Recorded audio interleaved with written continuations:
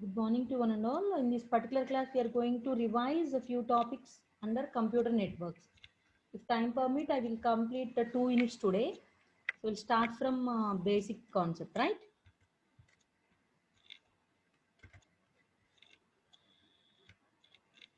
What is a computer network? Computer network is an interconnected collection of autonomous computers.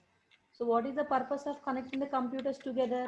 In order to exchange the information between the devices, we need to connect the devices. So what we are connecting here, we are connecting computers so that we can exchange the information between the computers, right? And those two computers no need to dependent on each other. So you need to follow the cursor, right? What is the meaning of autonomous? Autonomous means independent. That means the independent computers are connected together in order to exchange the information. Then what are the uses of computer network? Follow the cursor. So there are primarily 4 uses of computer network. One is a business application, and the second one is a home application, and the third one is mobile users, fourth one is a social issues. These are the primary uses of computer network. Next, what is a computer network? As I told you, computer network is an interconnected collection of autonomous computers, right? What is the purpose of connecting the computers together? So if you connect the computers together so that we can able to exchange the information between the machines, right? Those machines or computers might not be dependent on each other. They may be independent machines, right? And next, what is the first usage of computer network? Business application. So under the business application, mainly we need to talk about resource sharing, information sharing, and e-commerce. So what is resource sharing? For example, in your if you go to any net cave, that means internet centers, there you found only one printer is available and all the remaining machines are available in the cabin. Only printer is available at the internet cave owner's table. Remaining all the machines which are available in the cabins are connected to the single printer. That means there is only one printer available. All the remaining machines are connected to a single printer. Even in your college also, there might be only one Xerox machine. So all the remaining computers in your office are connected to that particular Xerox machine. Okay, because of that resource sharing, that particular resource printer can be used by other systems which are connected to it, right? If the resource sharing is not available, so what might happen? You need to buy a separate printer for every computer, right? There is a resource sharing option is available because of a computer network, so that all the machines are connected to a single printer in order to take the printout. If this particular resource sharing is not available, then what might happen? You need to purchase an individual printer for individual machine. But with the help of resource sharing, all the 30 machines in your laboratory might be connected to a single printer. Okay, all the 20 machines which are available in internet cave are connected to a single printer, right? So that is the advantage of resource sharing. And next, what is information sharing? Information sharing is nothing but exchange of information between the machines, right? Here is the example, client server communication. So this is a client machine, the circle inside it is a client process, and this is a server machine, and the circle inside it is a server process. So whenever you want to send a request, the client will send a request to the server through the network, right? And then the server will process the request and send back the reply through the network. So what is the best example? For example, everyone is having a Gmail account, right? So we are called as a clients. So whenever you want to open your inbox, what you will do? You will send a request to the Gmail server. Okay, whenever you are sending the request, what you have to submit? You need to submit the valid user ID and valid password, and then you press the sign in option. So automatically what happened? The request will be sent to the server machine, Gmail server. The Gmail server check for the authentication and whether you are a valid user or invalid user. And with, if you are invalid user, then automatically the server will send a reply. So please enter correct user ID and password. If you are a valid user, then the server machine will open a inbox page for you. Are you got my point? Client sends a request to the server. The server process the request and send back the reply to the client. So request and reply are passed through the network. If there is no network, the client cannot communicate with the server and server cannot communicate with the client. So the network here is used for client server communication. What information we are passing through the network? Client sends a request to the server and the server process the request and send back the reply. What is the best example? The client can send user ID and password to the server. The server, Gmail server will check the authentication, check for the authentication. If the user enters correct credentials, that means a proper user ID and proper password, then automatically server will send back the inbox page to the client machine, right? That is about information sharing. And the next one is the e-commerce. What is e-commerce? So most of the companies are try to um, provide online services, right? So like Amazon, now you can purchase any good from the Amazon, right? So they can take the orders through the online and they can send um, the persons can send the amount to the online, right? Online transactions, all of that comes under e-commerce, right? And the second usage of computer network is home application. So what is home application? From your home you can access the information which is available in anywhere else with the help of world wide web, www.google.com. With the help of that one you can access information what we require at any moment of time. And then person to person communication, right? What is person to person communication? There are chat rooms, right? So in our Zoom app also there is a chat room. So there you can send me the doubt and I can clarify your doubt through the chat. And next, interactive entertainment, that means video games. E-commerce, electronic commerce, that means home shopping. From your home itself uh, you can pay the bill for your internet services, you can pay the bill for your gas services, and you can pay the bill of electronic power bills, right? So all those are comes under home shopping. From your home you can purchase the groceries too, right? So all these are comes under e-commerce, which are helpful for the users. That means two people can sit at home and they can purchase anything and they can pay the bills. The third one is a mobile users. Mobile means mobility. Mobility means, so whenever you are moving from here to there, you can take your laptop along with you. You can take your mobile phone with you, right? So wherever you are, you can connect to the your home or you can connect to your office. From home, most of the people are doing now um, work from home, right? That means they are still in their villages. They are connecting to their office, they are connecting to their office, right? So wherever you are you can connect to the other devices which are in different locations, right? So it is happened because of wireless network, right? And the next one is the social issues. Social issues means applications are related to the newspaper channels, that means e-news, and then Facebooks, everything or comes under social media applications or comes under social issues. So so far I completed the first concept, what is computer network and the uses of computer network. So I repeat, computer network is an interconnected collection of autonomous systems. So what is the purpose of interconnection? So if we are connecting the machines together so that we can exchange information from one machine to another machine, and those machines may not be dependent on each other. So we can call it as a computer, we can call it as a machine, or we can call it as a node. So node, computer, machine, device. So everything is same.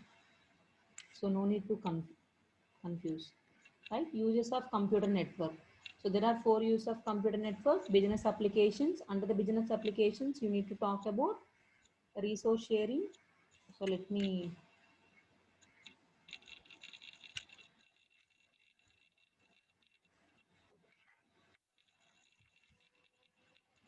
so what are the uses of computer network?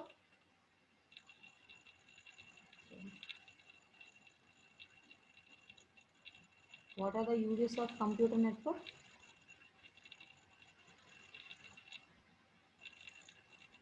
Business applications, and then home applications, mobile users, and then social issues. Why to write it here? It is a time waste. If there is any problem, I will write here. Otherwise, if it is a theoretical one, I will explain through the PPT. Better. So use of computer networks. So under the use of computer network, we have 4 applications: business application, home application, mobile users, and social issues. Business application means under the business application. So there are total 3 things you need to remember: resource sharing, information sharing, and then e-commerce. Resource sharing means the best example, the single printer is connected to the all the machines in your lab or all the machines in your office, right? So that we no need to purchase a separate printer for a separate machine. All the machines can connect to a single printer, so that we can save the space, we can save the money. Okay, we can save the setup time. So all these are the advantages of using resource sharing. Here the resource is printer in this example. And the next one, home applications. Home applications means one person can interact with another person, person to person communication. The best example, chat room, your WhatsApp. So person to person communication. And the next one is e-commerce. E-commerce means online shopping. You can be anywhere and you can purchase anything with the help of online applications. And the next one, remote accessing. Remote accessing means wherever you are, you can search the information with the help of www, World Wide Web, right? And the next one, social issues. Social issues means all your having so many applications like newspapers and channels, and then you can use your Facebook, WhatsApp, so in Instagram, everything are comes under social issues, right? Mobile users means wherever you are, you can connect to the any of the network. That is called as mobility. The best example is now you are in home and you are connected to your office through your private network. That is called as VPN, virtual private network. With the help of VPN, the persons can sit at home and they can connect to the office network. Okay, that is the first concept. Let me talk about the network hardware. This is your second concept. So on the network hardware, you need to have a knowledge about transmission technology and a scale. Scale means network size. Scale means network size, and the next one is a transmission technology. Transmission technology means in order to transfer the information from one machine to another machine via network. So what type of transmission you are using, technology you are using. There are 4 types of transmission technologies. So there is broadcasting, multicasting, unicasting, and point to point. First, let me explain the point to point communication. Later, we move to the multi point and then transmission technologies. So now you require paint. So there are 2 types of links. There are 2 types of links. What are those? Point to point. There are 2 types of links. What are those? There is something, a problem with the right pad.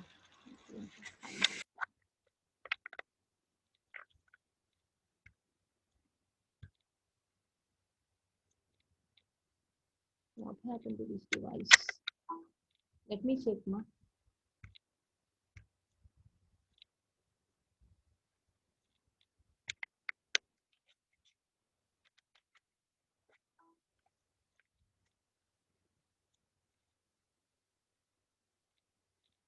It's not working properly.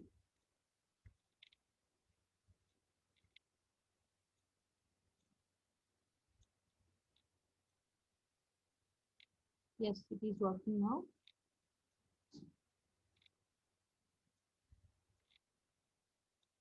So there are two types of links. What are those? One is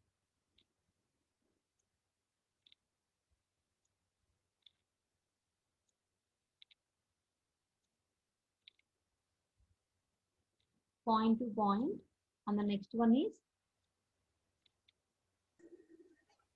second one is multi-point. What is point to point? Point to point means, for example, this is one machine and this is another machine.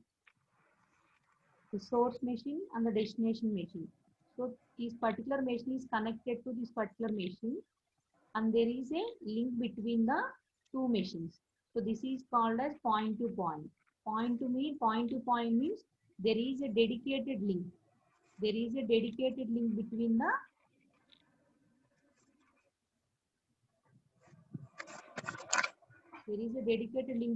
machines. That is called as a point to point connection. That means this particular link is used by only this machine and this machine. There is a separate link between the machines. That is called as point to point communication. What about multi-point?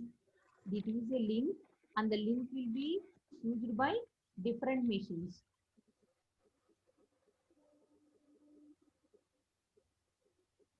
How many machines are connected to this particular device link? These four machines, machine 1 and machine 2, machine 3 and machine 4. All these four machines are connected to a single link. That means this link is shareable.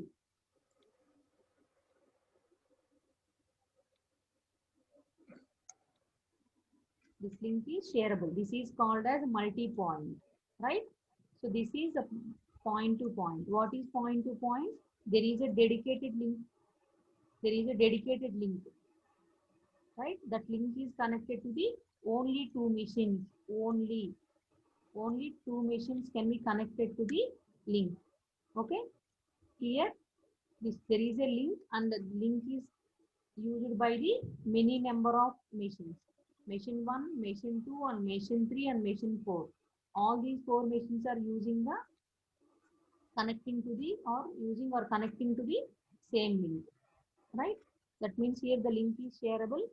Here the link is not shareable to any other devices. Only two machines are connected to a single link. That is called as point to point. Okay. This is a type of connection. So link means here what for you are discussing these two things, types of connections, right? How they are connected.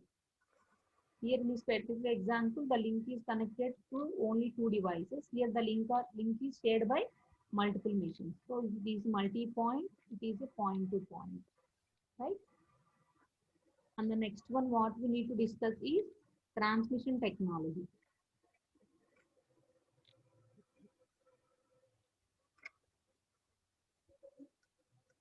Right? Under the transmission technology, you have four concepts.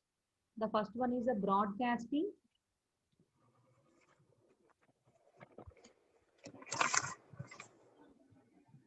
And the next one is a multicasting. These two are one set. And then there are other two.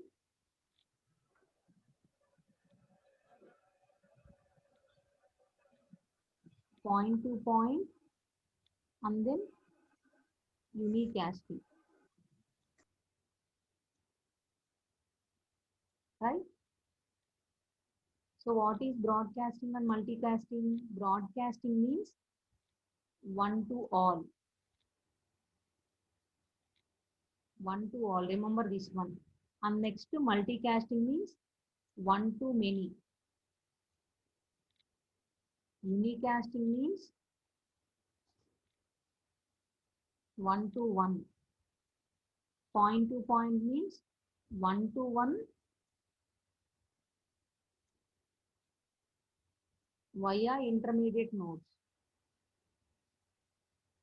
So let me explain this concept. What is broadcasting? One to all. One to all means one machine is sending and all the machines who are connected to the network can be able to receive the information. So that is called as broadcasting.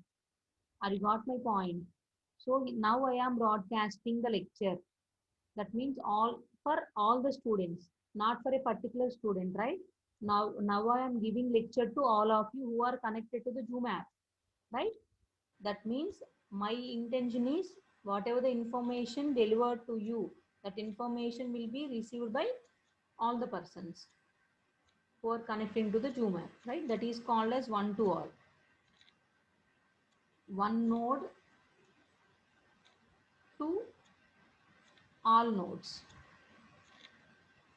All nodes connected to a network,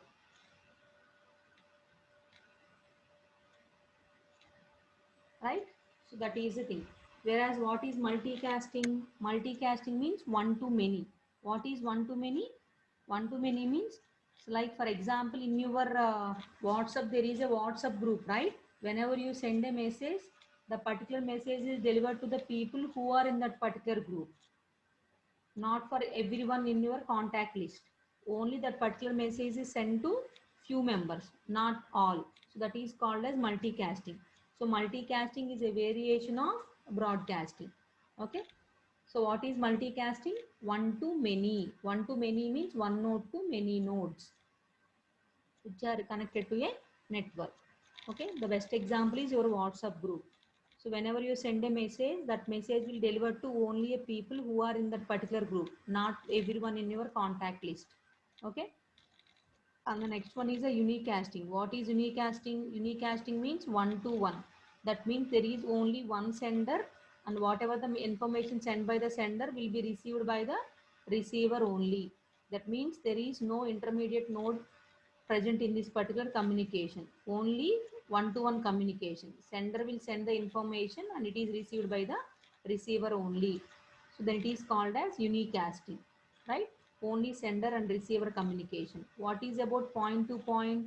Point to point means, for example, this is a source machine which is connected to the other machine, and in turn it is connected to the another machine, and in turn it is connected to the other machine. For example, this is the destination and this is a sender, or this is sender and this is the receiver machine. So what happened? Whatever the information sent by the sender will be received by this intermediate node 2, and it will forward the node message to the next node, and it will be received by the receiver. In our example, machine 1 is the sender, machine 4 is the receiver. Okay. So how can it forward the message to the next one? That means, for example, here the information, the message or a packet is divided into two parts. Packet is divided into two parts. Packet is a part of a message. What is a packet? Packet is a part of a message. Whenever you want to send a message via network, that message may be divided into packets. That message is divided into packets. What a packet is? Packet is a part of a message. What it consists of? Again, the packet is divided into two parts, the header part and the body part. In the body part, the actual message will be there. What is there in the header part? In the header part, we have a source address and the destination address.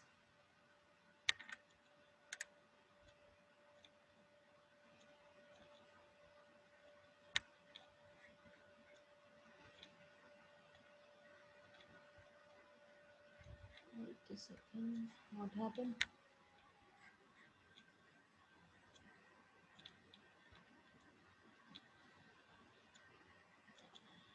Ma'am, can't be sent directly by the address node 4 directly. That is what I am saying, ma'am. If you are sending the message directly to that particular message, it is comes under unique casting, right? Right. Come to this point. A packet is divided into two parts: the header part and the body part. In the header part, we have a source address and the destination address. So whenever the source machine send a message, automatically it will be passed to the destination via intermediate nodes. The intermediate node will take the packet, and it will check the header part. In the header part, it has a source address and destination address. The destination address is not equal to the destination address of second machine. So automatically it will forward to the next machine. The next machine will check the destination address so that it is not intended to me. So I will forward to the next machine. Finally, the packet reached to the destination. There it will check the destination address. So the packet 4 will, packet will be taken by the machine 4. Have you got my point?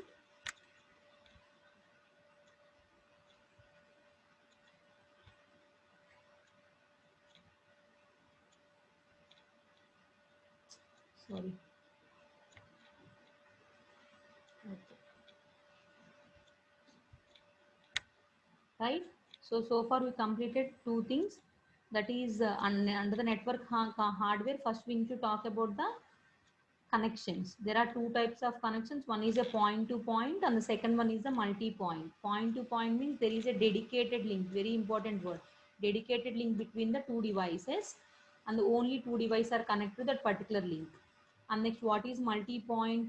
A single link is shared among multiple devices, then it is called as multi-point. Here observe, a link is connected, link has multiple points of connection, here, here, here. So 4 devices are connected to a single link. That means that link is shared among these 4 devices. That is why it is called as multi-point. Okay. And the next one is, this is a connection varieties. These are the two connection varieties. And what are the transmission technologies we have? Broadcasting, multicasting, unicasting, point to point. Usually in your question paper they might ask you, so what is broadcasting and multicasting? So what is unicasting and point to point? So broadcasting means one node to all the nodes which are in the network. Multicasting means one node to many nodes in a network, right? Unicasting means one to one, only sender and the receiver, direct communication, right? If it is a direct communication between the sender and the receiver, then it is called as unicasting. And the sender and the receiver communication via intermediate nodes, then it is called as point to point. Here also in the case of point to point, so the sender is one and the receiver also one, but the information is passed via the intermediate nodes, right?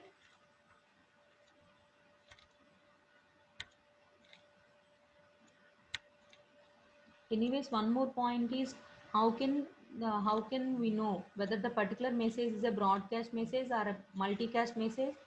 So for whom we are sending the message, how can we know, right? It is based upon the header packet. First of all, the message is divided into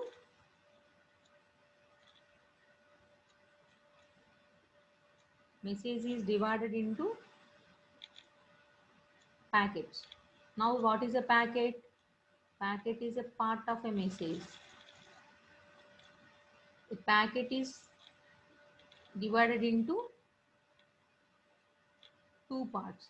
The first part is a header part and the second part is body. Body consists of actual message, right? What a header consists of? Header consists of source address and destination address. Okay, sender address and destination address. If it is a broadcast message, the destination address will be different. If it is a multicast message, again the destination address will be different. So depending upon the address, we can identify. So in this particular header, we have an address field. With the help of that address field, we came to know whether it is a broadcast message or multicast message, what type of message it is. Okay, what type of transmission technology we are going to use is depending upon the addressing field, right?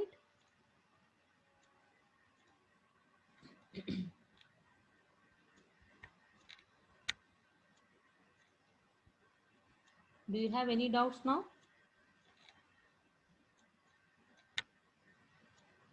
So broadcasting, the best example for broadcasting is news broadcasting. That means news are intended to everyone, not for a single person. So that is the reason why it is called as news broadcasting. Right? Up to this point, do you have any doubt? Okay, the next one is, if you have any doubts, let me know via chat. So the next one is a network hardware. So network hardware means Scale means the size of a network. How can we know the size of a network? What are the categories? How can we categorize? So the network is categorized based upon its size. So there are different types of network based upon their size. So what are those? Size means here the geographical area. Okay. So how much area a network can cover, right? So local area network, metropolitan area network, and wide area network, right? So if a network covers 1 meter distance, then it is called as personal area network. If a network covers 10 meters, 100 meters, or 1 kilometer, then it will be called as local area network. That means local area network means the best example is room. Within a room, if you connect the computers together, in your laboratory, all the 30 machines or 60 machines are connected together, right? So that is a LAN. And next in your building, that means in your college, the building is of 3 floors. So if the floor the floor 1 machines are connected to the machines which are available in the floor 2, then it is called as a local area network. So if you go to the Achar Nagarjuna University, there are multiple buildings are there, multiple blocks, EC block, CSE block, and then your degree block, and next distance education block, right? So all the block can be connected via local area network. And then the next one is city means 10 kilometers. The best example for it is metropolitan area network. The best example for it is city. It covers a city. The best example is cable TV. And then 100 kilometers, 1000 kilometers, country and continent for comes under wide area network. And finally planet, the internet. Anywhere we can connect from anywhere. Okay. So these are the different varieties of network: personal area network, local area network, metropolitan area network, wide area network, right? Again, we need to talk about first one, local area network. So local area networks are again characterized based upon their size and transmission technology and their topology. Again, LANs are categorized into different varieties, right? So first, what is topology? Topology means topology is structure of network. So how the LANs are categorized? So as I said to you, their size and transmission technology by their based upon their topology, they are categorized. So different types of topologies. The first one is a bus topology, and the second one is a ring topology, star topology, mesh topology, tree topology. So all these topologies you need to talk about, right? You need to write when you talk about local area network. So let me explain you one by one.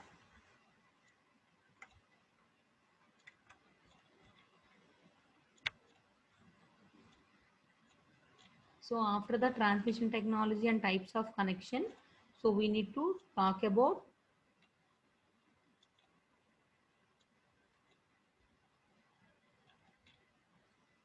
types of network. So what are the different types of network?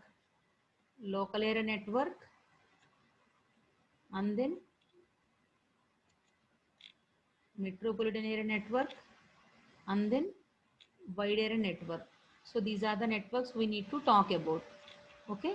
So under the LAN, again you need to talk about different types of topologies. What are those? Bus topology, star topology, and then ring topology,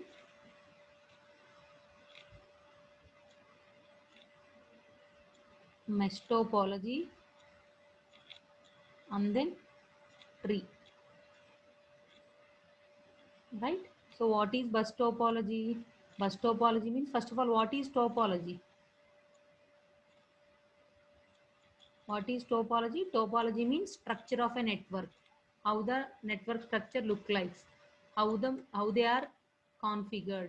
Right here, first one is a bus topology, and LAN covers 10 meters or 100 meters or 1 kilometer distance. LAN covers small geographical area. Usually used to connect the machines which are within a room or a building or campus, right? Bus means all the machines are connected to a single cable. This is called as a bus topology. If you observe here, this particular line is called as a backbone or cable. Okay, all the machines are connected to a backbone. This is a tap. If we observe this particular type of technology, if you observe this particular type diagram, what we can able to say? It is very simple. Why? Because for a simple cable, we are connecting the machines. And next, easy setup. Simple means easy setup. And next, we can set up the LAN in a faster manner. And next, one more thing, low cost. Why it is low cost? Only we require one cable. If you purchase one cable, we can connect all the machines to the particular cable. So it is very low cost. That means cheaper. And the next one, what about the transmission technology? If any one machine is sending information, that will be received by all the machines. That means it is using broadcasting technology. Broadcasting, right? Broadcasting. Why? For example, machine 1 is sending to something to the machine 4. So automatically that information is passed through this particular one, right? So all the machines are receiving the information. Whatever the information sent by the machine 1, it will be received by all the machines in this particular part. So what happened? For example, that information is received by 2, but it is discard the message or drop the packet. Why these two are drop the packets? Why? Because the intended message is not intended to those machines, right? It will check the destination address. Machine 2 and machine 3 will check the destination address and it is not intended to me. So what is the need of keeping that particular message with me? So they will think like that and they discard or drop the packets. Okay, the message will be, a packet will be received by the machine 4 and it also check for the destination address. So if the destination address is same, then it will receive the message. That is about LAN bus topology. So what is the disadvantage here? As it is a broadcast message, there is a problem with security. Why? Because the message is received by every machine, right? And the next one is the star topology. Better we go for the ring topology next.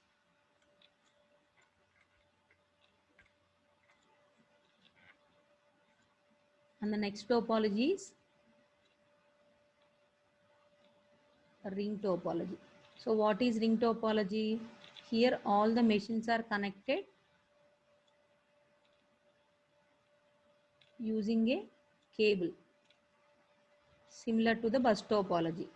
But what is the difference between that bus topology and the ring topology is, here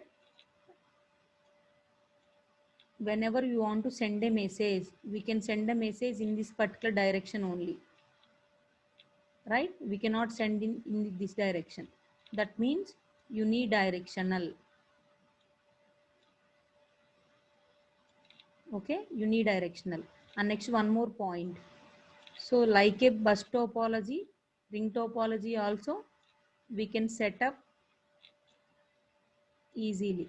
Why? Because we require just a cable. So all the machines are connected like a ring fashion. So automatically it is also low cost. Why it is low cost? Just we are using one cable to connect the devices. And the next one is simple to understand. Okay, what is the problem then? Unidirectional, easy to set up, low cost, and next simple to understand. Then what is the problem with the ring topology? So the main disadvantage of ring topology is, whenever you want to send a message to this particular message, this is machine 1, machine 2, machine 3 and machine 4. Machine 1 is willing to send a message to machine 4. Even the machine 4 is neighbor to machine 1. The message has to be transferred through the 2, 3 and then it will reach to the 4. So fourth machine is neighbor to the first machine, but as the ring topology is unidirectional, we need to transfer the message. That particular message is passed through the entire network in order to reach to the machine number 4. So that is the main problem with the ring topology, that is delay. Okay, that is about ring topology. And then next one is a star topology. Star topology means, as the name indicates,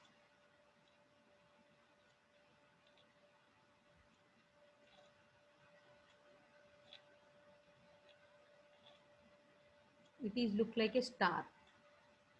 Okay, it is look like a ring. That is the reason why it is called as ring topology. In the earlier, all the machines are connected like this, right? This is bus topology, right? And the star topology, if you observe here, there is a central device. It is called as hub. For example, any machine is willing to transfer the information to any other machine. The information is passed through the hub. Okay. So for example, machine 1 is willing to transfer the information to message 3. Then the information first passed to the hub and hub will transfer the information to the message machine 3. Okay. So what is the advantage here? Security. Why? Because the information is received by the receiver only, not by all the machines. For example, here in the case of bus, whenever you send a message, that will be transferred through the network. So everyone can listen that particular message in the case of bus topology. So there is a security problem in the case of bus. But here, whatever the information sent by the sender will be received by the receiver only through the hub. Okay. So more secure, but it is more costly. Why it is more costly? Why? Because we need to purchase hub as well as cable. Hub requires here. If without hub, the machines cannot communicate with each other. So that is the reason why the disadvantage here is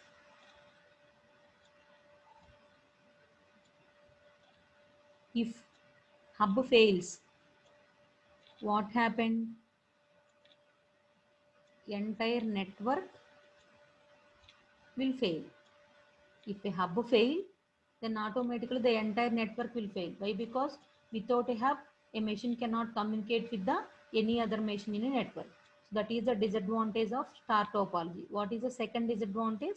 It is more costliest one. Why? Because we need to purchase both the cable as well as a device hub in order to configure the star topology. Okay. Up to this point, is it clear to you all?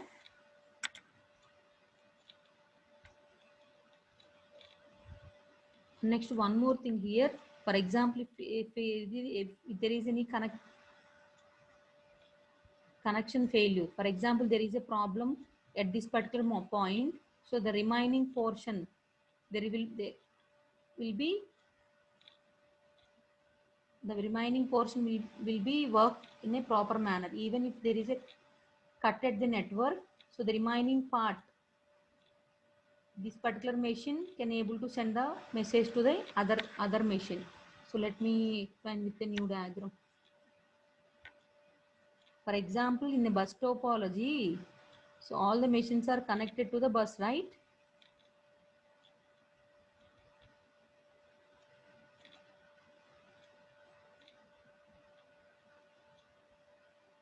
For example, there is a problem happened here, a cable cut. Even the remaining machine communication is possible. Communication is possible. Only this part failure. Okay, only we cannot transfer the information in this direction. In this direction we cannot transfer the information. Okay, now failure from this particular point to this side, whereas the remaining portion will be able to communicate with each other. That means this machine can send a message to this machine, this machine can send a message to this machine, and this machine can send a message to this machine. Okay, that is the advantage of bus topology. Whereas in the case of star topology, if the central device fails, for example, all the four devices are connected to the central device hub. If a hub fail, then entire network fail. That is the problem with star topology. And the next one is a mesh topology. So what is mesh topology?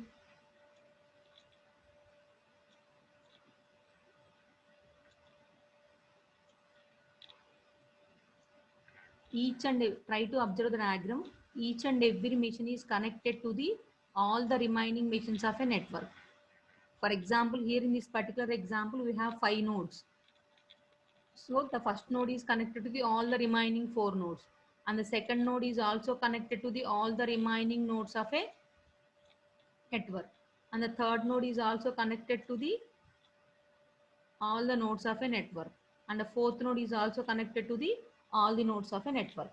Likewise, each and every node has to connect to the all the remaining nodes. For example, this one is connected to this one, and this one, and this one, right? Likewise, every machine is connected to the remaining nodes. So what if we observe here, what type of technology, what type of connections are there? Point to point. If you observe here, this is a point to point connection. Point to point means there is a dedicated link between the machines. This machine, a separate link. This machine, separate link. This machine, separate link. This machine, separate link. Likewise, each and every machine in a network is connected to the remaining machines of a network directly. So that is the reason why it is called as point to point. If we observe bus topology, here the single cable is used to connect the different machines, right? So this is the example what technology it is using.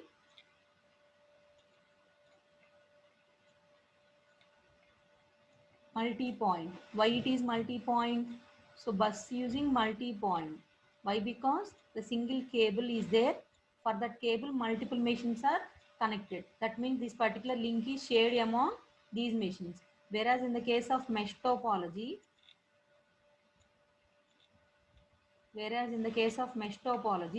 all the machines are connected directly with each other. This machine is connected to this machine directly using this particular link.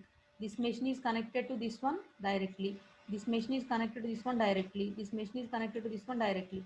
That means there is a direct connection between the sender and the receiver. So automatically, if there is a direct connection, automatically the security will be more.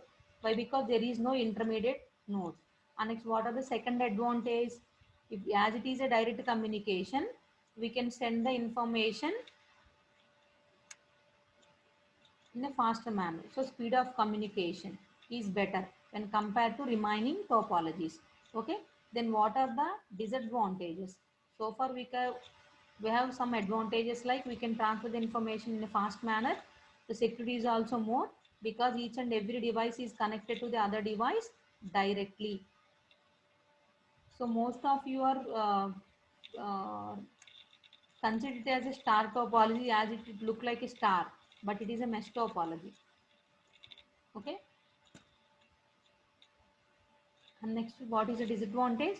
The disadvantage is cost, and then complexity.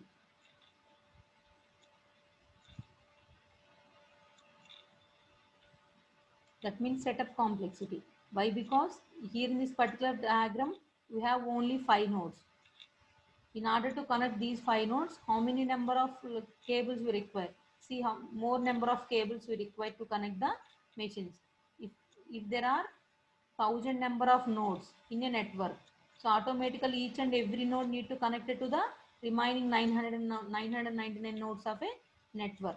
So automatically we require more cable. So automatically we require more cable. So it is very costly. So that means mesh topology is only suitable for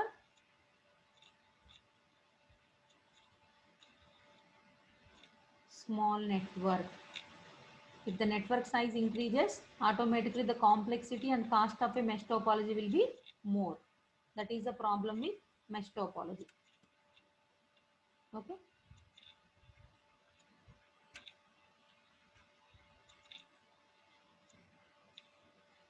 And the next one, last one is a tree topology. Tree means there is only one cable that is called as a trunk, or we can call it as backbone.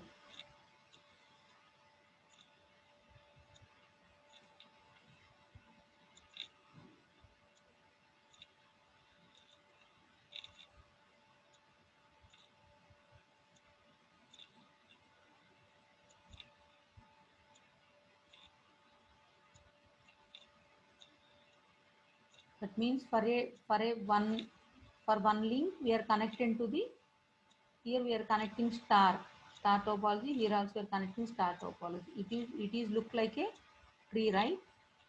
So these are like branches. This is one branch and this is another branch. That is the reason why it is called as tree topology. Are you got my point? For a single trunk we are connecting different stars.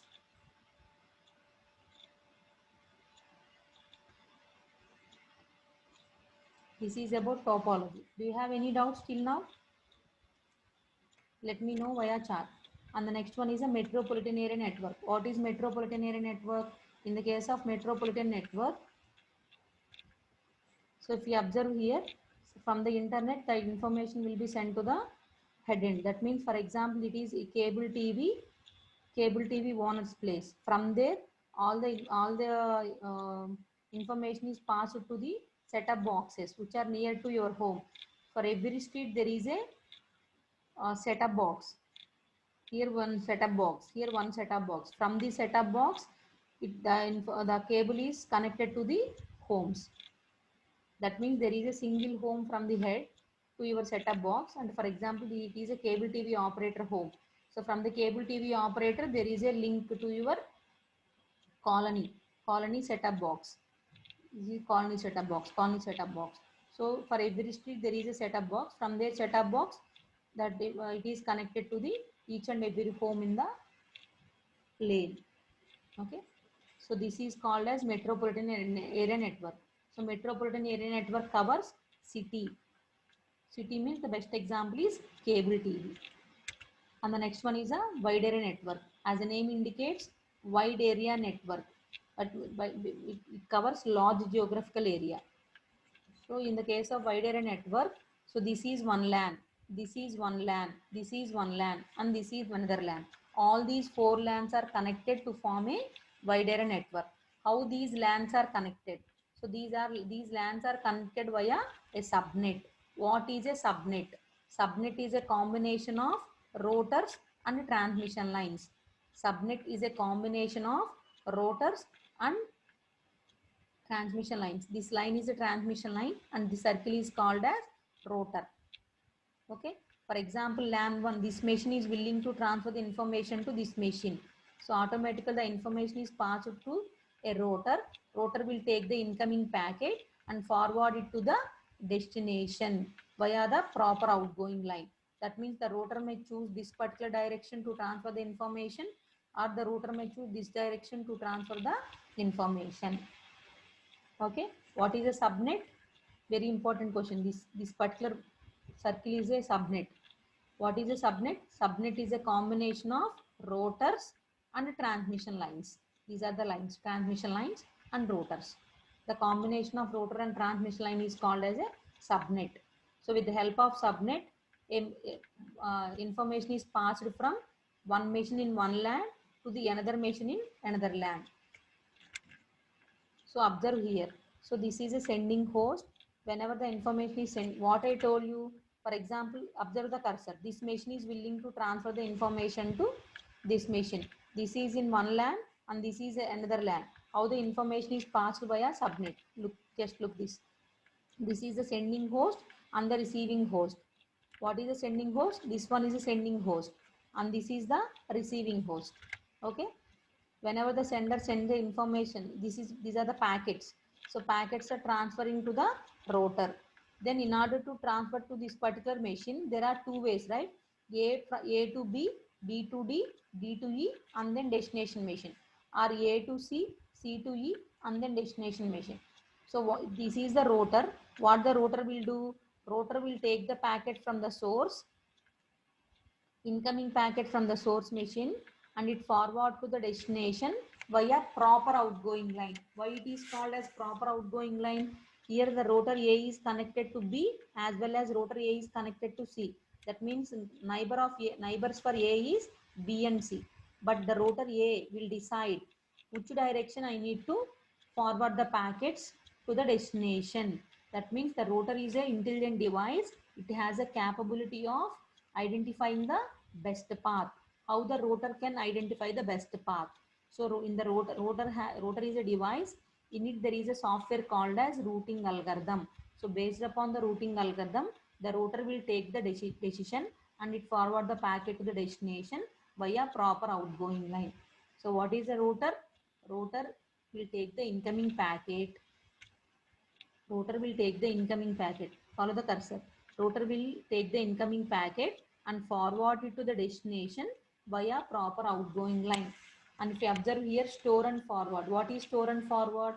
Whenever there is an incoming packet coming to the router will store the packet and forward it to the destination. What is the purpose of storing that particular packet?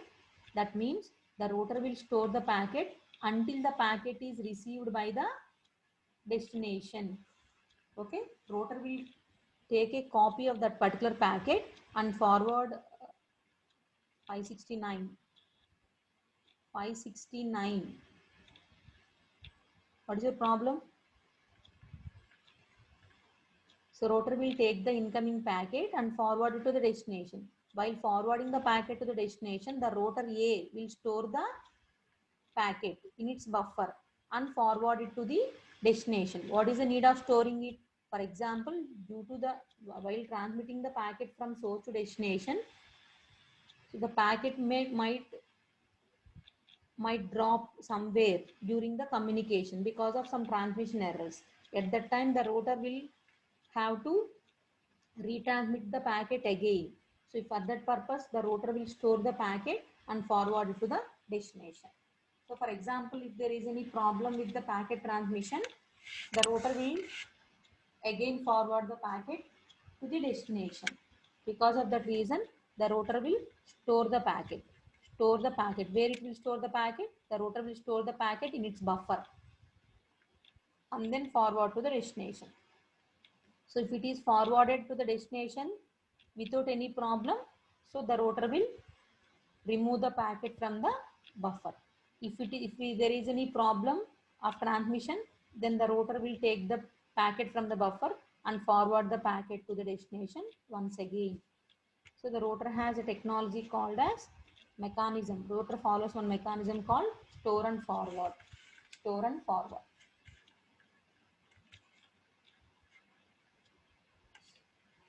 And the next one is a network software. So under the network software, we need to follow. These are the topics: protocol hierarchy, design issues, connection-oriented connection level, service primitives, and relations of service protocols.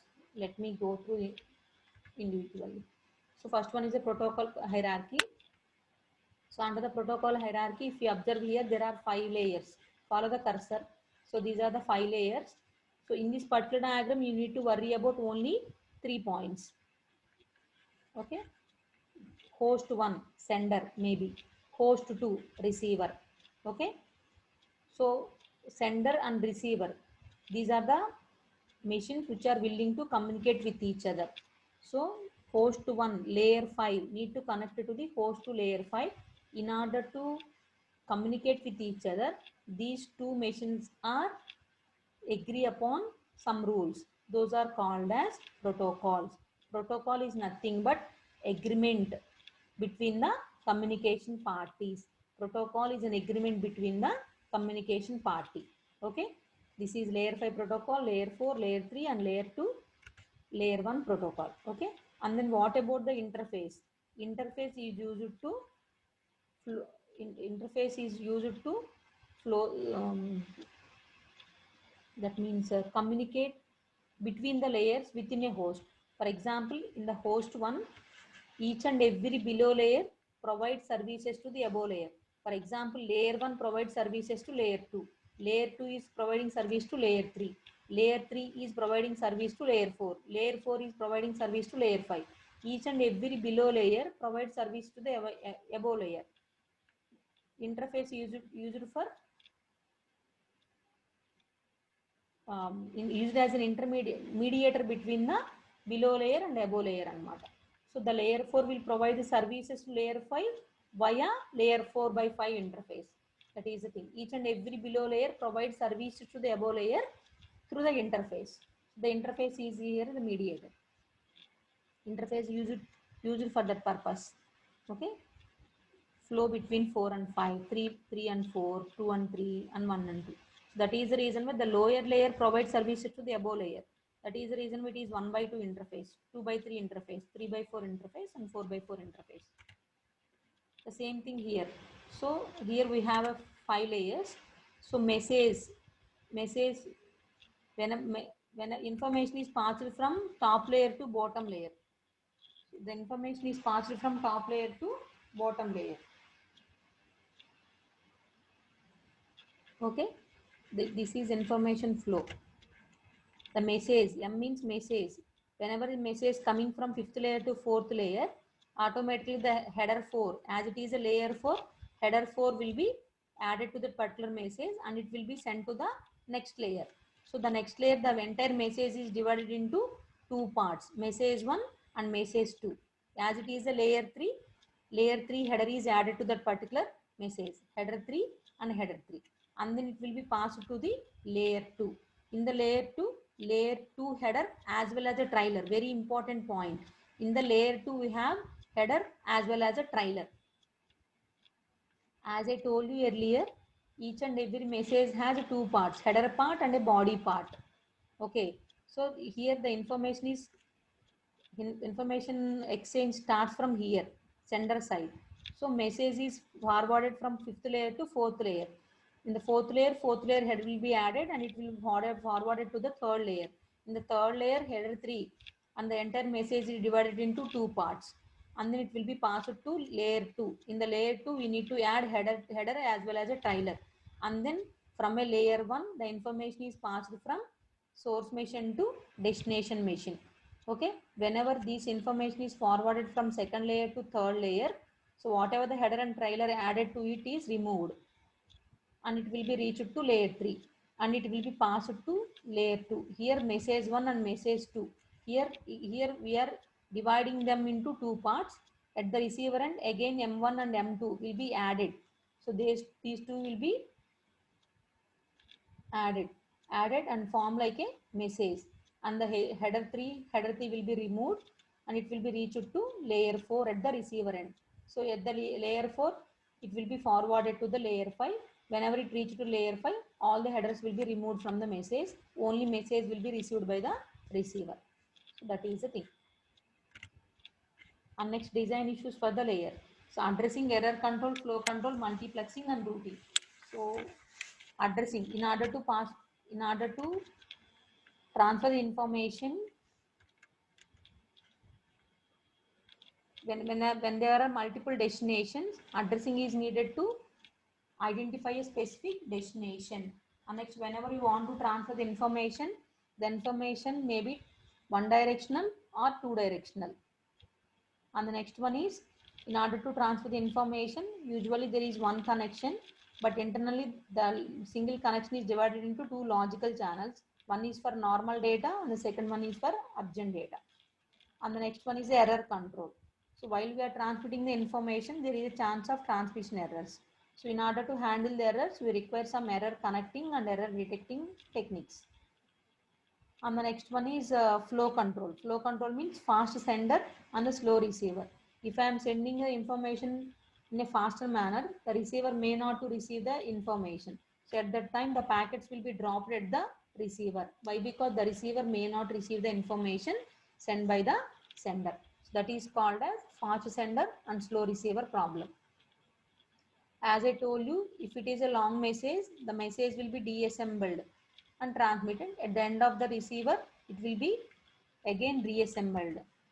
If you observe this particular diagram, at the center side, the message is divided into two parts, M1 and M2.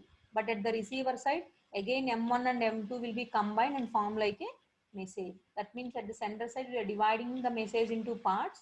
At the receiver side, again those parts will be combined and form like a message. That is called as assembling and deassembling.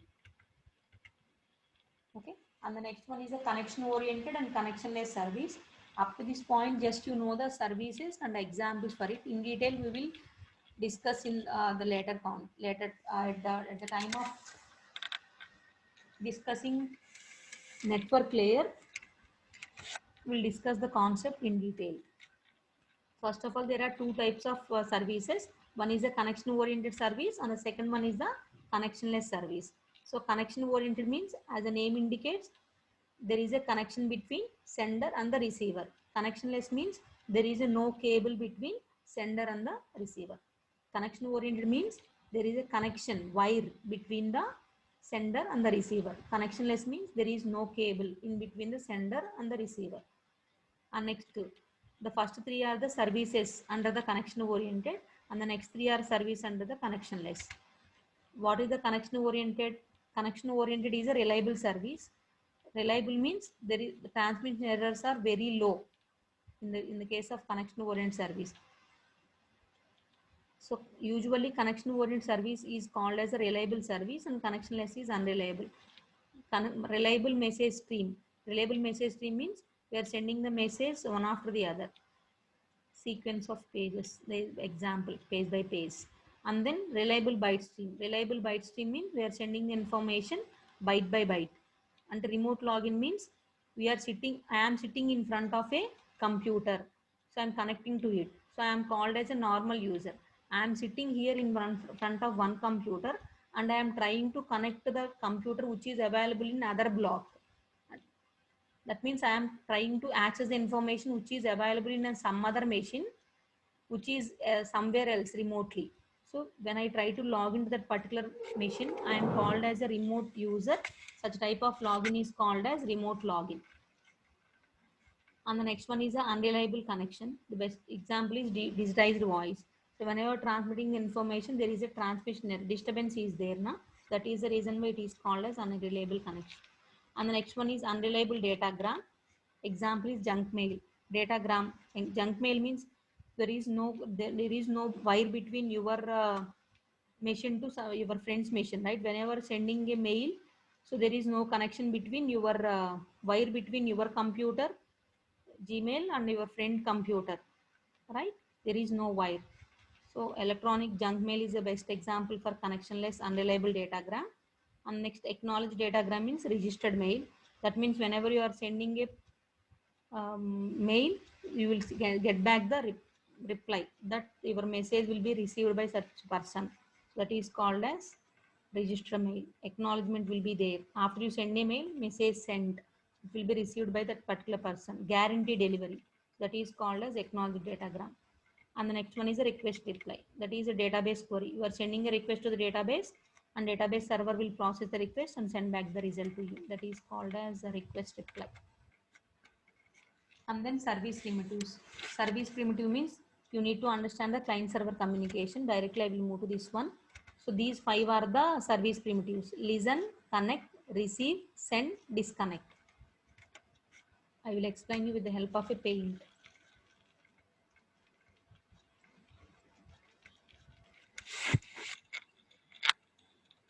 So there are five service primitives.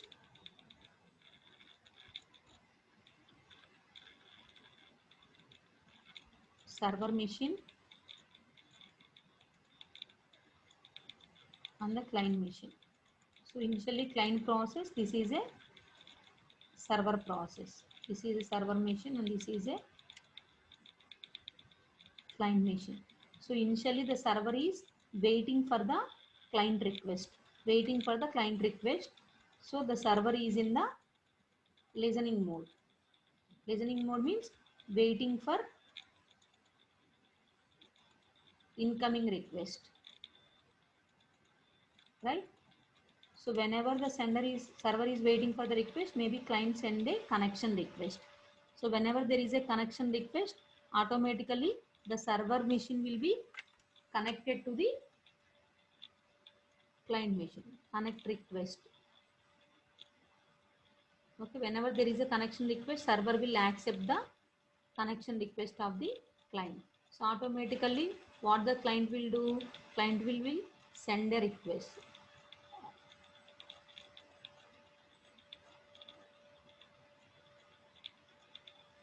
Receive.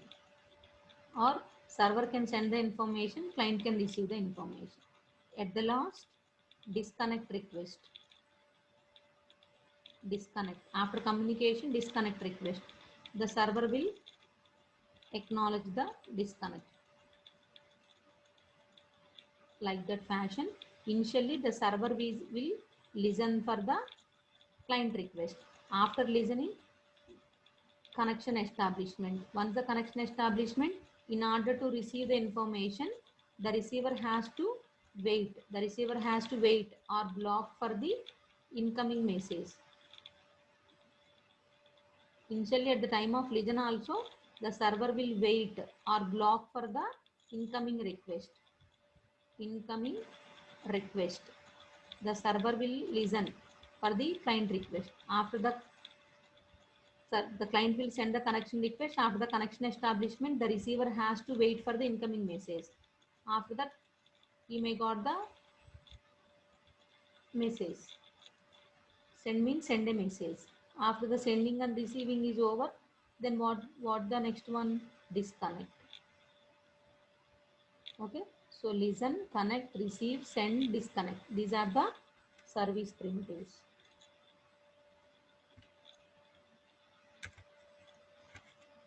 Client machine send a connection request, acknowledgement, request for the data and reply.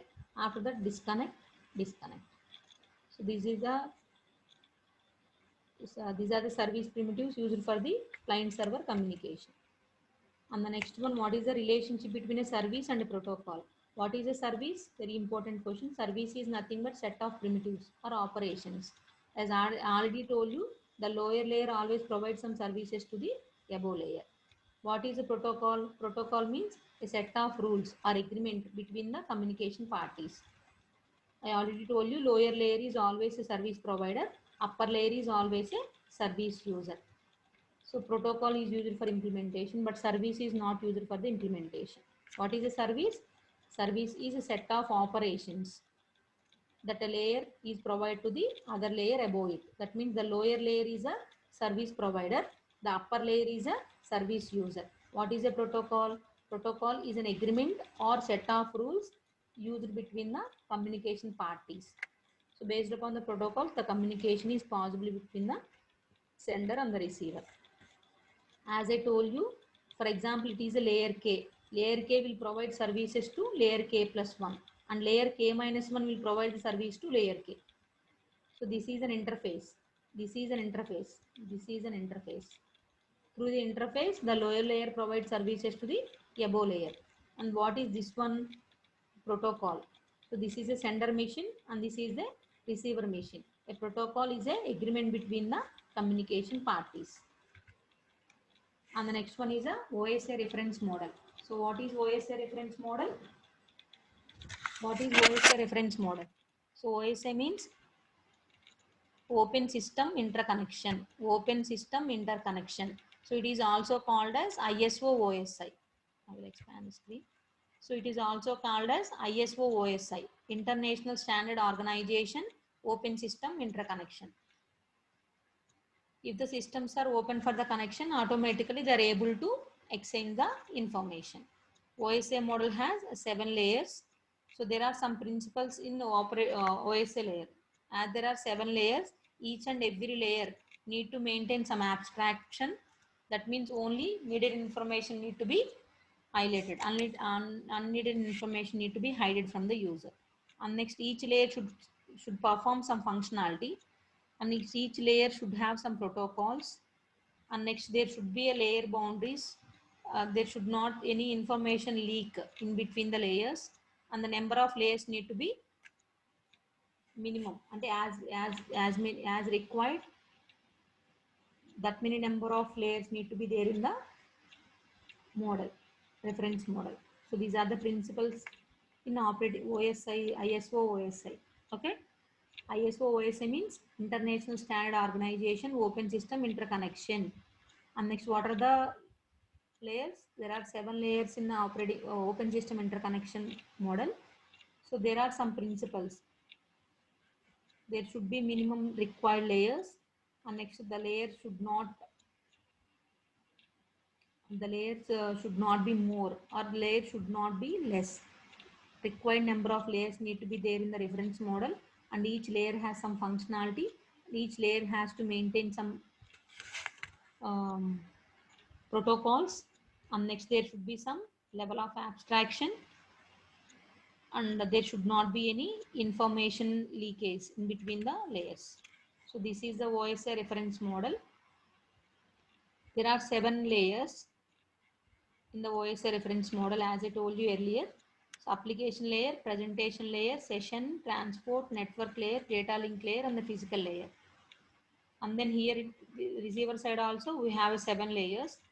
So when we are talking about the receiver, we need to start from physical layer. Physical layer, data link layer, network layer, transport layer, session layer, presentation layer, and application layer. Whenever you talk about sender, you need to start from the 7th layer. Application layer, presentation layer, session layer, transport layer, network layer, data link layer, and then physical layer. So if you observe here in this particular diagram, up to transport layer, there is a direct communication between the communication parties. That is the reason why transport up to transport layer end-to-end communication possible. So after the third to one, these three are the below 3 layers. So this is a subnet. This is a subnet. I already told you what is a subnet. Subnet is a combination of rotor, and a transmission lines. Subnet is a combination of rotors and the transmission lines. Let me start with an example. So for example, here the sender is there. Sender send a message to the application layer. What an application layer consists of? The application layer consists of protocols. What are the protocols it have? So let me explain with the paint otherwise.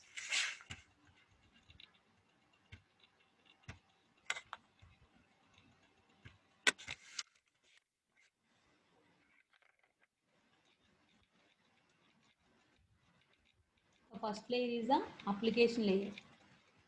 The sender will communicate with the application layer. So in order to send the message. So what an application layer consists of? The application layer consists of all the protocols.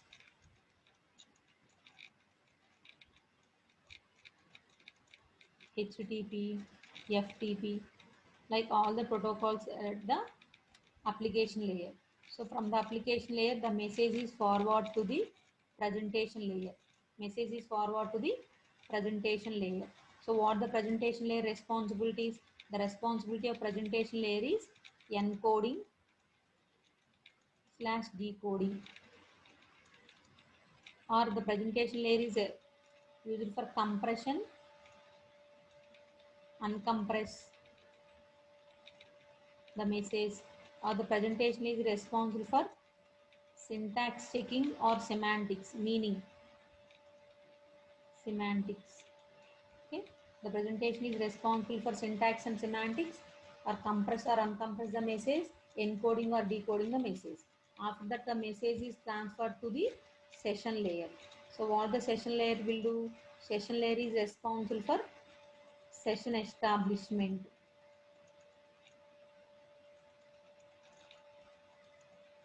Okay, session establishment or session remote. So what is a session? For example, whenever you are buying a ticket through online, any movie ticket or any train ticket, there will be a session. So within the session time, you need to complete the task. You need to fill all the details and you need to purchase the ticket. If you fail to give the details within the time, stipulated time, automatically your session will be over. You cannot purchase a ticket, right?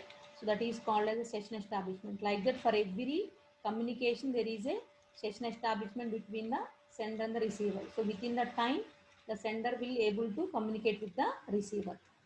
That is called as session establishment. All these things are dealt by the session layer, and then the message will transfer to the transport layer, where the message is divided into segments. Okay, where the message is divided into segments. What is the responsibility of transport layer?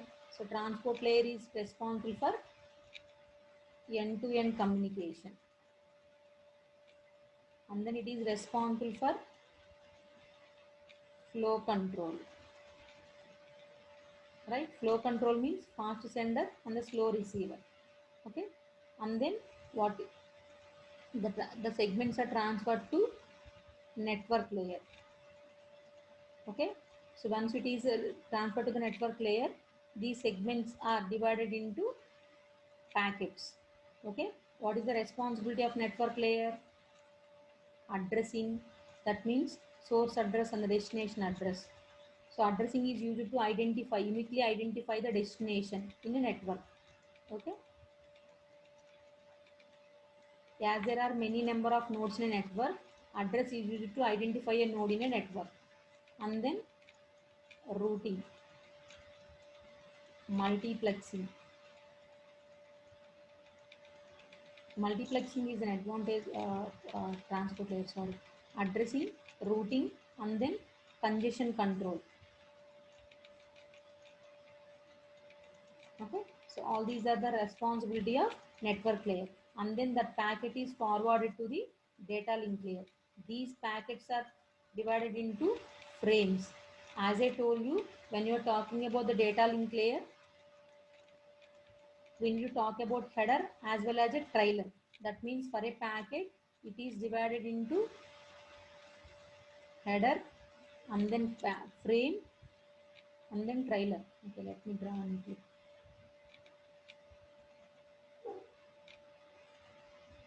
Header part, frame, and then trailer. Trailer is there, a special thing which is in the transport layer, the data link layer. So in the remaining layers there is only header, but in the data link layer we have both header as well as a trailer. What is for trailer? Trailer is for error correction.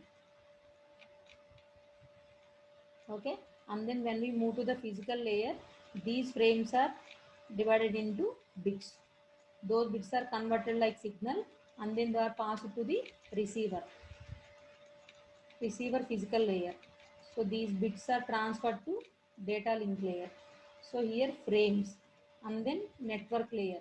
So these frames will become packets, and then transport layer. These are segments, and then it move to the session layer. Okay, the session layer, it will check whether the particular information is passed within the time or not. And then presentation layer.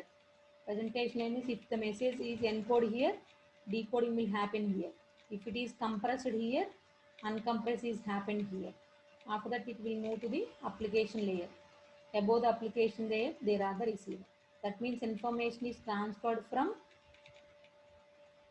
sender from top to bottom, and it will be reached to the destination from bottom to top.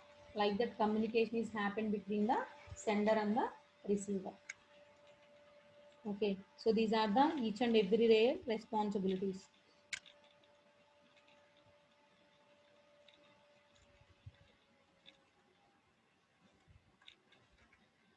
And then, so what about this communication subnet? So I will let me explain this particular portion. So information is passed from 7th layer to 6th layer, and then from 6 to 5, 4, 3, 2, 1. So if you observe here, if it is an application layer data unit, and here presentation layer data unit, presentation protocol data unit. Session protocol data unit, transport protocol data unit. If it is coming to the network layer, we need to call it as a packet. And then here we need to call it as a frame if it is a data link layer. If it is a physical layer, we need to call it as a bit. Okay. So initially the message will transfer from application layer to presentation layer, where it will check the syntax and semantics and encoding or compression if required, and then it will move to the session layer. The session layer will deal with the session establishment, and then it will move to the transport layer. Transport layer will take care of end-to-end transmission or flow control, and it will transfer to the flow control means fast sender, slow receiver. If the receiver is unable to receive the information, we need to follow some flow control mechanisms in order to restrict the sender. After that, from transport layer to network layer, where the network layer deals with the routing, addressing, and congestion control. And then here, whenever we are in the network layer, we need to call the data as packets. These packets are transferred to the data link layer, where we need to call it as a frame. So data link layer responsibilities. What are the data link layer responsibilities? Framing. Framing means packets coming from the network layer to data link layer are divided into frames. And then error control, error detection and error correction. Next, flow control is also deal with the data link layer. Those things are deal with the data link layer. And then that particular frame is sent to the physical layer, where these frames are converted into raw bits. These bits are converted into signal and it will pass it to the next node. It is not the receiver, right? So immediately the bits will be received by the physical layer, and it will forward to the data link layer, and the data link layer to network layer. There it will check the address. So it is not the receiver. So immediately the information is transferred from network layer to data link layer again, data link layer to physical layer, and it will forward to the next node, next router in the subnet. So the router will take the information and again it will check for the destination address. So it is not the receiver. So automatically it will forward to the next node. So it will check the destination address here in the network layer. So it is the intended receiver. So automatically the information will be converted in bit to frame and frame to packets and packets to data units, and then it will forward to session layer and then presentation layer. Here we check the syntax and semantics. If we encode here, we need to decode here. If we compress here, we need to uncompress here in the presentation layer. After that, it will forward to the application layer. There it will be transferred to the user, receiver. Okay. So what an application layer consists of? Application layer consists of all the protocols like file transfer protocol, FTP, HTTP, hypertext transfer protocols. This is about OSI reference model. Okay. And then what is about TCP/IP? So TCP/IP reference model. So if you observe here in this particular diagram, so how many number of layers are there in OSI layer? In the OSI you have 7 layers, but in the TCP/IP you have only 4 layers. Physical data link layers are combinedly we call it as host to network, and then network layer is called as here internet, and the transport layer, presentation and session layers are not present in the TCP/IP. So application layer is there in the TCP/IP. So application, transport, internet and host network. That means there are only 4 layers in the TCP/IP, whereas in the case of OSI we have 7 layers. This is the primary difference between OSI and TCP/IP. So this is the protocol stack of the TCP/IP reference model. So this is the first one. Physical layer and data link layer combinedly we call it as host to network. Host to network is the first layer. Here we have so many protocols like ARPANET, SATNET, packet radio on the LAN. All these are the protocols supported for the host to network. So what are the responsibility of these protocols? These protocols are used for transfer a packet to the transfer the information to the network layer. Whatever the information coming from one host to another host, that information is passed to the network layer by using these protocols. And then if you observe here in the network we have IP. IP means internet protocol. Internet protocol. So in the case of OSI, the network layer is deals with the connection oriented service, but in the case of TCP/IP, the network layer is a connectionless service. And here we have a connection oriented um, There are two types of services, right? Connection oriented service and connectionless service. There are primarily two differences between the OSI layer and TCP IP. So observe these particular lines.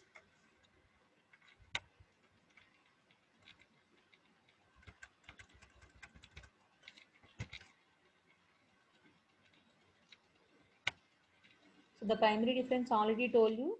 So in the case of OSI, we have 7 layers. In the TCP IP, we have only 4 layers. Presentation and session layers are not there in the TCP IP. So if observe the bold letters in the OSI, follow the cursor in the OSI reference network layer. Network layer support both the connection oriented and connectionless service. But in the case of TCP IP, the network layer only support the connectionless. That is the reason why in the TCP IP network layer, we have a protocol called as IP. IP means Internet Protocol. With the help of Internet Protocol, we can achieve the connectionless service. Okay. In the case of OSI, the transport layer is a connection-oriented service. In the TCP IP, the transport layer is connectionless as well as connection-oriented. Have you got my point? In the OSI, the network layer is both the connection-oriented and connectionless. In the TCP IP, the transport layer is both the connectionless and connection-oriented. TCP IP network layer is connectionless and OSI transport layer is connection oriented. So these are the main differences between OSI and TCP IP. Okay.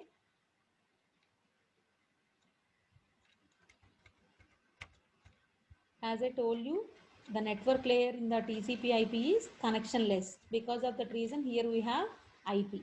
In the transport layer, we have TCP and UDP. That means the transport layer in TCP IP supports both the connection oriented and connectionless. Connectionless service is achieved with UDP, user datagram protocol, and connection oriented service is achieved through transmission control protocol TCP. If you observe this particular protocol stack, easily you can identify the difference.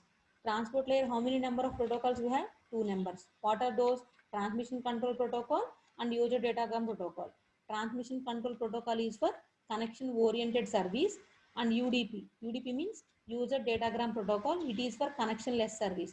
That means the transport layer in TCP IP supports both connection oriented and connectionless service. And next, coming to network. So network, we have only one protocol, that is internet protocol. That means here the TCP IP supports only connectionless service. Okay, whereas OSI supports both the connection oriented and connectionless in the network layer. Okay, if you observe this diagram, you can easily identify the differences. No need to remember all those lines. There is a justification, right? And then application layer. In the coming to application layer, all the high level protocols are available in the application layer. What are those? Telnet, FTP, SMTP, and DNS. Simple mail transfer protocol, message transfer protocol, simple mail transfer protocol, domain name server service, domain name service, file transfer protocol, and the telnet. Telnet is for remote login, remote access. Okay. File transfer protocol. So all these high level protocols are available in the application layer. Here the user datagram protocol is for connectionless service and TCP is for connection oriented service. So in the network layer, as I told you, it supports the connectionless service. So with the help of IP, internet protocol, the information is divided into packets here. The entire message is divided into packets. Those packets are transferred to the destination independently in different by using different routes. Here, if you observe the second line, in the internet level, it provides only connectionless service. It is based upon the packet switching. Packet means the entire message is divided into packets. The internet layer injects the packets onto the network and they travel independently to the destination. That means, for example, if you're dividing the message into 4 packets, packet 1, packet 2, packet 3, packet 4, those 4 packets may reach to the destination in different directions through a network. All the 4 packets may not follow the same route. That is the reason they are called independently to the destination, right? It is achieved through the protocol called as IP. Okay, what is the job of IP? The internet protocol is to deliver the IP packets to the destination and achieve the congestion control. And then, as I told you, the transport layer is both connection oriented and connectionless. Connection oriented service is implemented by TCP. Connectionless service is implemented by UDP. Connection oriented is a byte stream, reliable service. Connectionless is unreliable service. That means unreliable means there is no guarantee of packet delivery, and the packets may not to the reach destination in the same order. That means packet 1 after packet 2 after packet 3 after packet 4. They are not delivered in the order. First packet 2 and then packet 3 and then packet 1 and then packet 4. They may reach to the destination in different order. Right? That is reason why it is called as unreliable service, and there is no sequence. Okay? It is best suited for client server communication application. And next, application layer. So as I told you, application layer deals with all high level protocols like FTP, file transfer protocols, SMTP, DNS, and it is responsible for sending the emails, transferring the files, etc. So this is about application layer. So I already told you the difference between OSI and TCP. And then what are the critics about OSI model? Bad timing, bad technology, bad implementation, and bad politics. See, these are the main four problems with the OSI model. And next, what is the problem with the TCP IP?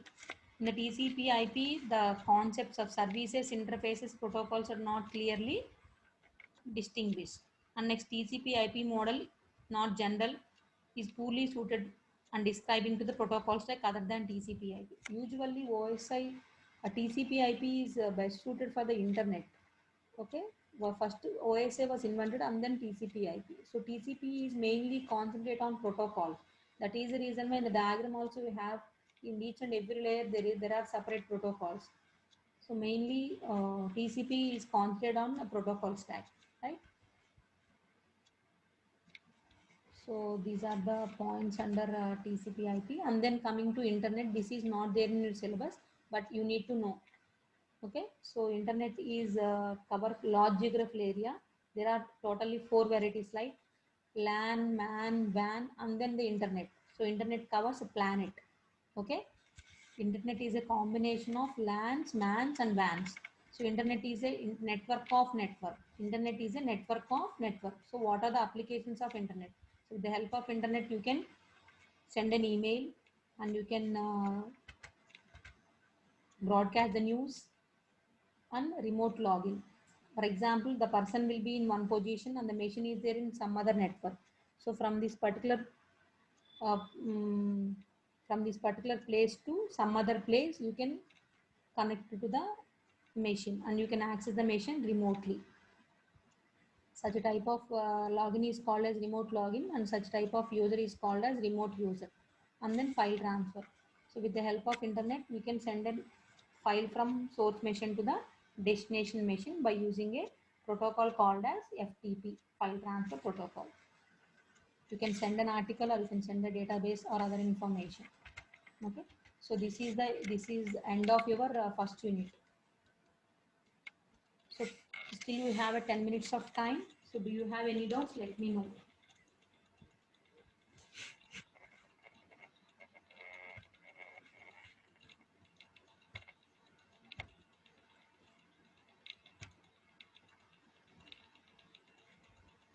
So do you have any doubts? Let me know. Only 34 participants are there. Of course, remaining as it is a revision class, so it is not mandatory.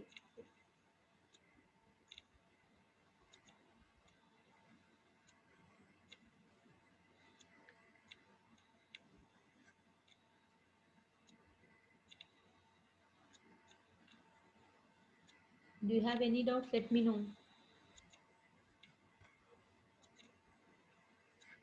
Okay.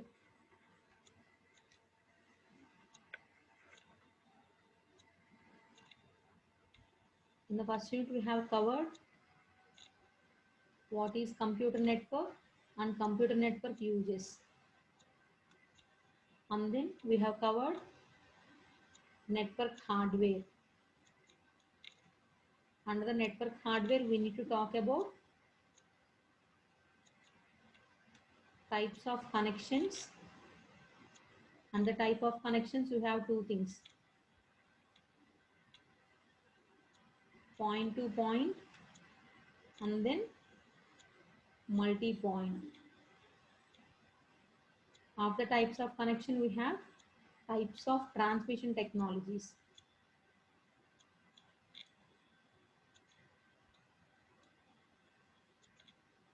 And the types of transmission technology, totally we have 4 types of transmission technology: broadcasting, multicasting, unicasting,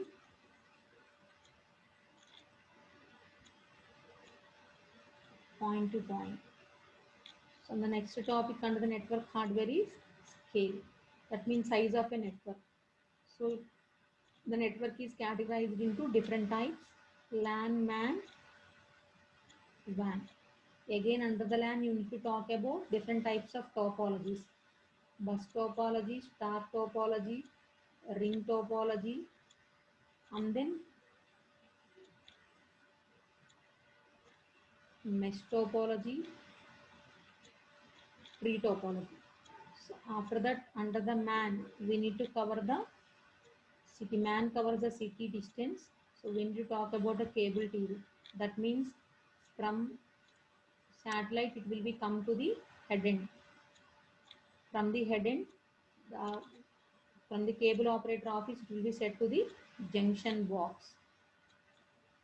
That is, we call it as a set-top box in these days, right? From the set-top box, the cable TV is connected to the individual home.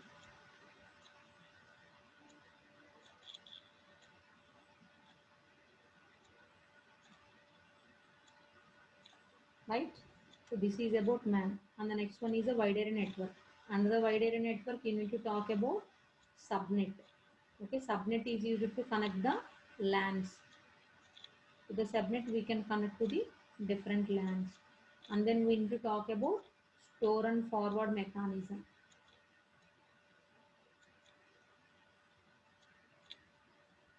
So after the store and forward mechanism, so we need to talk about how the router will work.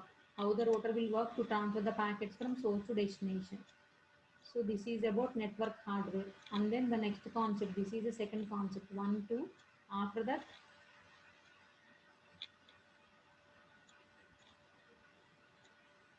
we talk about network software. Under the network software, we will talk about protocol hierarchies.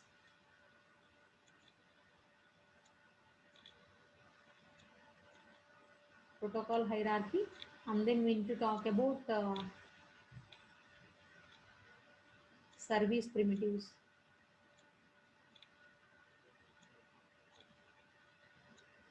And then we need to talk about connection oriented versus connectionless services. Right? After that, a relation between service and protocol. Service is set of operation. Service means set of operations. What is protocol? Protocol means set of rules. Okay. And then we need to talk about design issues. So these are the topics under network software, right? After that, we need to talk about reference model. So OSI reference model, and then TCP/IP reference model, and then difference between TCP/IP and OSI, and what are the critics of OSI.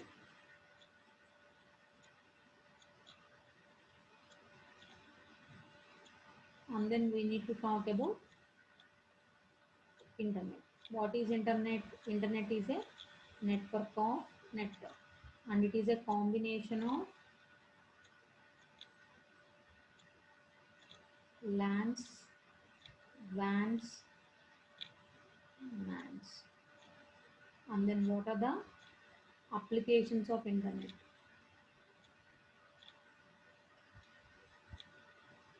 Okay. So this is the end of your first unit. So if you have any doubts, let me know.